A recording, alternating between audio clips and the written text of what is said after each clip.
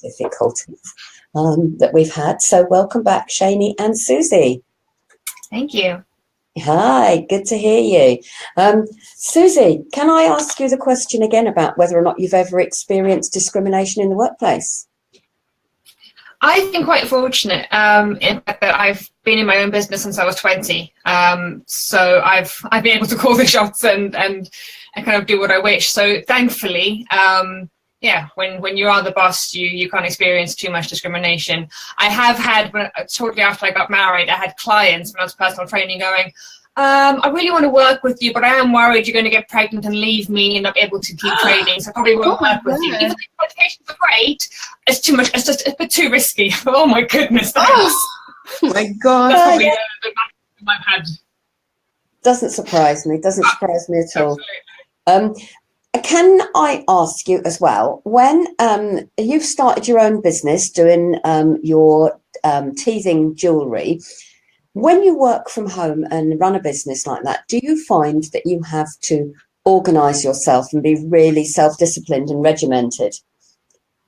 Hugely, almost to the kind of point of being slightly OCD about it. I have a business plan that I pretty much live by. I've got two very busy little girls, just turned 2 and just turned 4. And I've only just got a preschool together. So I've had them at home with me for 4 years. So it's been a case of really making sure every moment I can, I spend with them and I have that time with them. So I'm not kind of wishing their childhood away. But the second nap time happens or they're in bed, I'm in the office conquering to-do lists and emails and invoices and everything. So yes, organisation and self-motivation is absolutely key to getting anywhere. Yeah.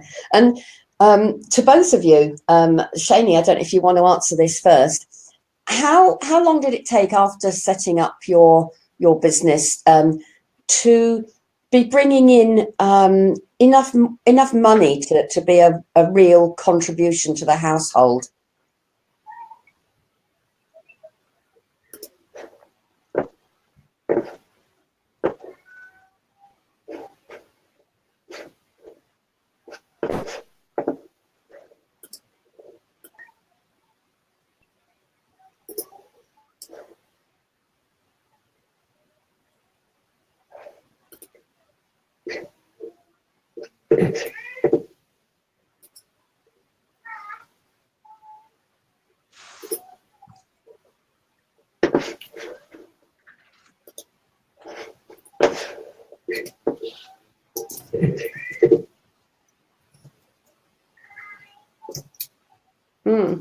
And Suzy, how long did it take you to start bringing in enough money to be worthwhile running your business and bringing in a sort of relevant income?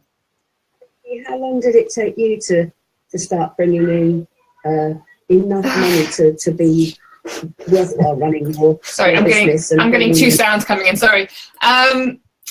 It took a good couple of months. My husband might even argue they're still ongoing.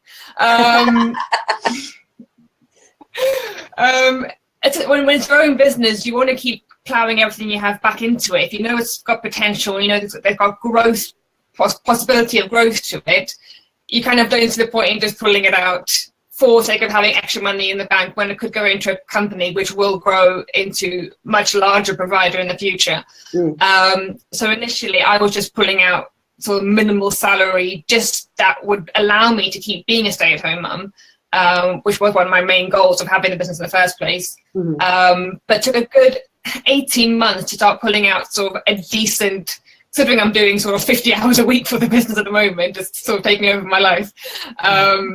Yeah, it took a good 18 months to 2 years to start looking at the accounting. Oh, actually, I can pull out salary, I can pull out some dividends, and start enjoying some of my hard labour over the years.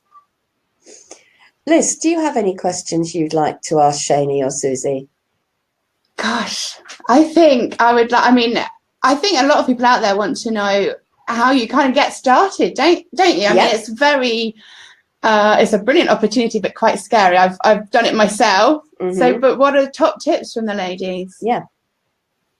Cheney, top tip for getting started with your own business.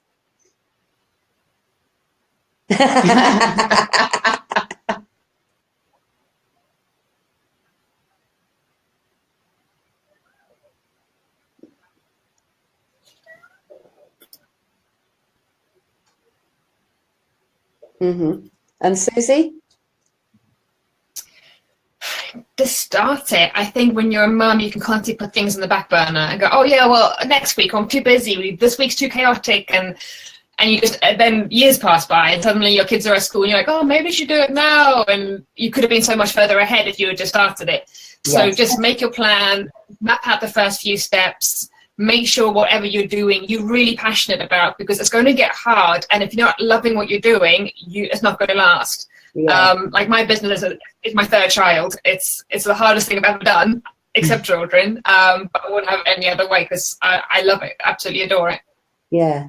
And another little question, sort of technical issue about insurance. Do you have you sort of critical illness cover? Can you get that when you're self-employed? And you know, in business insurance in general, do you find it's almost cost prohibitive, or is it a necessity? It's a necessity, absolutely. Yeah. How about definitely, especially for my product? Obviously, I've got beads going into babies' mouths. So my insurance is a horrible, horrible sandwich you do not want to see. And also, it's a concern when I see sort of teething jewelry has become such a massive thing over the past 3-4 years. When I launched, it was myself and one other company in the UK doing it, and now I go onto Instagram every day and there's a new person doing it. And back of my head, I'm thinking, I know what the insurance costs. Do you have it?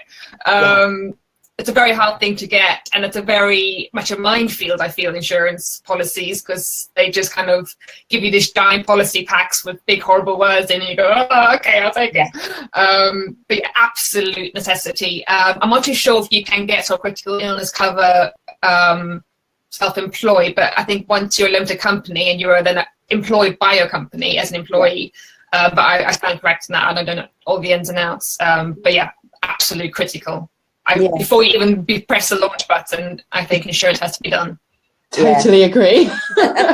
Yeah, I've quite often thought about, you know, if you're buying something from a small business, do you have comeback if something goes absolutely wrong? Should. If they're a legitimate business, they need the insurance. I mean, my very first insurance started out at about £5 a month, and that was literally kind of a little bit of full cover for my small business. It's obviously grown, but if I didn't have that, I mean, you know, I could have, you know, if something had happened, you lose everything. It's not worth it. Yeah. And Cheney, what insurances do you find that you need for your job? Yours is more sort of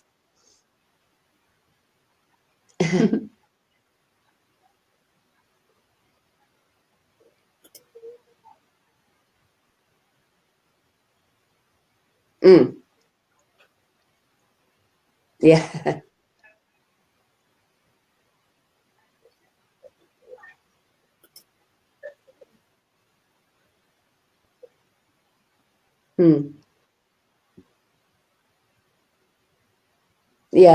Yeah. I mean, it's a bit of it's, you know, like both of you said, it is a bit of a minefield, and it's trying to find somewhere that will do what you need it to do, isn't it? I think my biggest thing would be, if you know somebody who's in business, pick their brains. Yeah. Because us women are very good at supporting each other and giving each other the advice. So expect some emails, Suzy and Cheney. I'm sure you wouldn't mind people visiting your respective websites to ask you any questions that they have. Of course. You can contact Suzy or Cheney through our website, our Twitter, our Instagram. And I would like to say thank you very much to Suzy and to Cheney for joining us. Thank you for answering lots of questions. And I look forward to speaking to you again soon. Thanks for having us. Okay.